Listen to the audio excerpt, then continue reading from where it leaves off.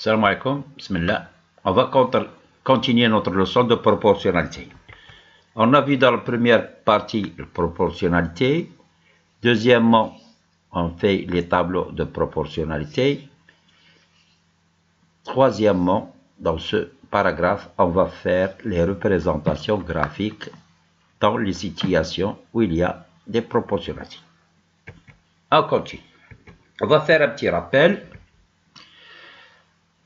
Le nombre d'objets achetés et le prix payé sont deux grandeurs proportionnelles. Si vous achetez 2 fois plus d'objets, vous payez 2 fois plus.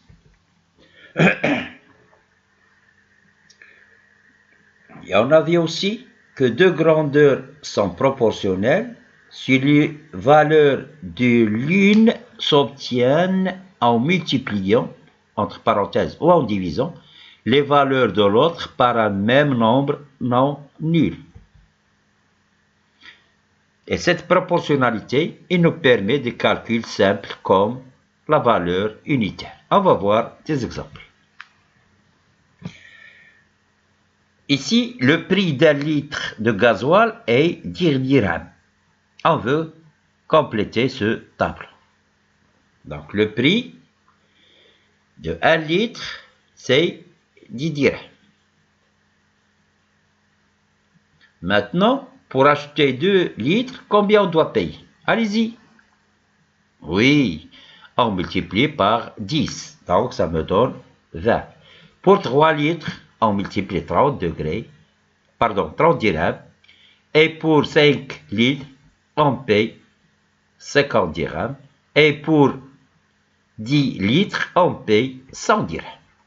Qu'est-ce qu'on a fait? On a pris les grandeurs de la première ligne, on a multiplié par 10 pour obtenir les nombres de la deuxième ligne. Ici, on a multiplié par 10. C'est-à-dire, pour passer de la première ligne à la deuxième ligne, on a multiplié par 10. Maintenant, pour passer de la deuxième ligne à la première ligne, on a divisé par 10. Divisé par 10, c'est-à-dire c'est multiplié par 1 sur 10. On avait des exemples dans la dernière partie. Qu'est-ce qu'on va faire maintenant? On va faire le graphique de ce tableau de proportionnalité. Pourquoi c'est un tableau de proportionnalité? Parce que pour passer de la première ligne à la deuxième ligne, on a dit c'est multiplié par 10. Donc 10 c'est le coefficient de proportionnalité. Qu'est-ce qu'on va faire? On va tracer ce graphique en prenant comme axe pour l'axe des abscisses, pour 1 cm, il ne représente 1 litre, donc l'axe des abscisses. Vous savez, si vous vous rappelez, l'axe des abscisses, c'est-à-dire quand on a un repère, on a l'axe des abscisses et l'axe des ordonnées. L'axe des abscisses, c'était la droite graduée horizontale. Et l'axe des ordonnées, c'était la droite graduée qui est perpendiculaire à la première. En ordonnée, on prend 1 cm pour 10 dirhams. Voilà. L'axe des abscisses. 1 cm, ça ne représente 1 litre. 2 cm, 2 litres, etc. On a vu pour 1 litre, combien on a payé? On a payé 10 dirhams. Pour 0 litre, on n'a rien payé, bien sûr. Pour 2 litres, on a payé 20. Vous vous rappelez?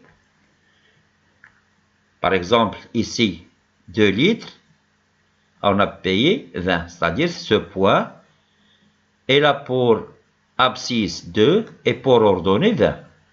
Donc, on note les coordonnées, c'est 2, c'est le premier, c'est l'abscisse, et l'ordonnée, c'est 20. Vous vous rappelez quand on a fait le repère.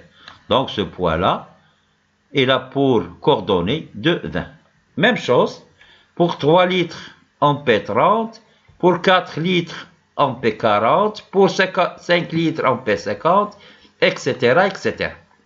Pour 8 litres, on paie 80 dirhams. Et pour 10 litres, on paie 100 dirhams. Regardez bien les points maintenant.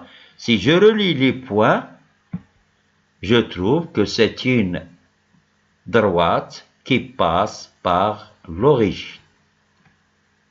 En résumé, si la droite passe l'origine, c'est-à-dire ces points-là sont alignés, et quand je trace la droite, il passe par l'origine, donc je dis que j'ai une situation de proportionnalité. On va détailler un petit peu.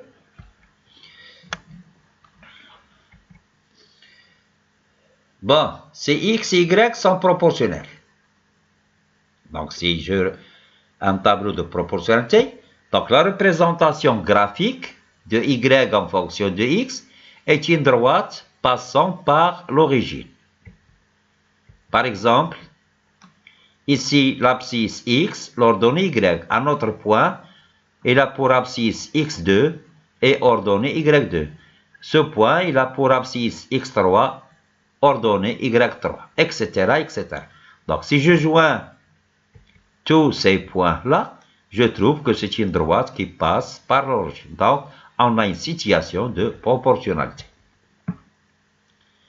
Réciproquement, si les points d'un graphique sont situés sur une droite passant par l'origine, donc je dis que c'est une situation de proportionnalité.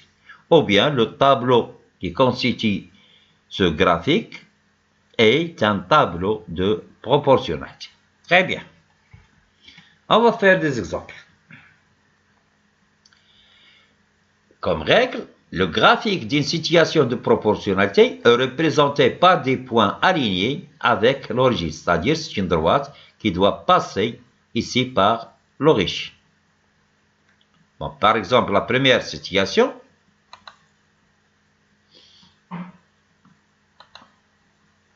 ici, la première situation, je change de couleur.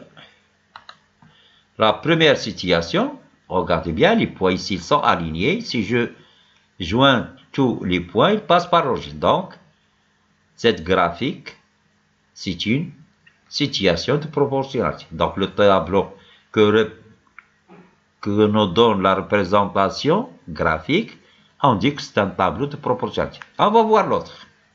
Celui-là. Donc, les points ne sont pas alignés, malgré que ils passent par l'origine. Donc, ici, les points ne sont pas alignés. Donc, ce n'est pas une situation de proportionnalité. Même chose ici, même s'ils passent par l'origine. Regardez là. Elle a dévié. Donc, ce n'est pas une droite.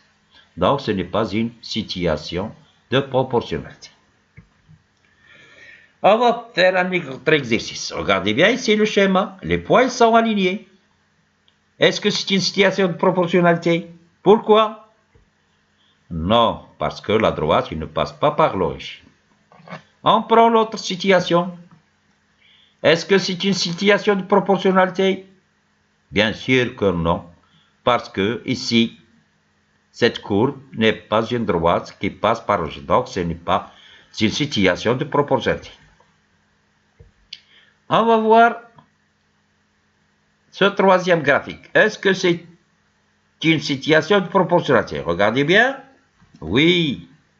Les points ici sont alignés, constituent une droite qui passe par l'origine. Donc, c'est une situation de proportionnalité. C'est très bien. Et là, ce n'est pas une droite. Bien sûr, ce n'est pas une situation de proportionnalité. Bon, comme exercice 1, exercice 2. À vous.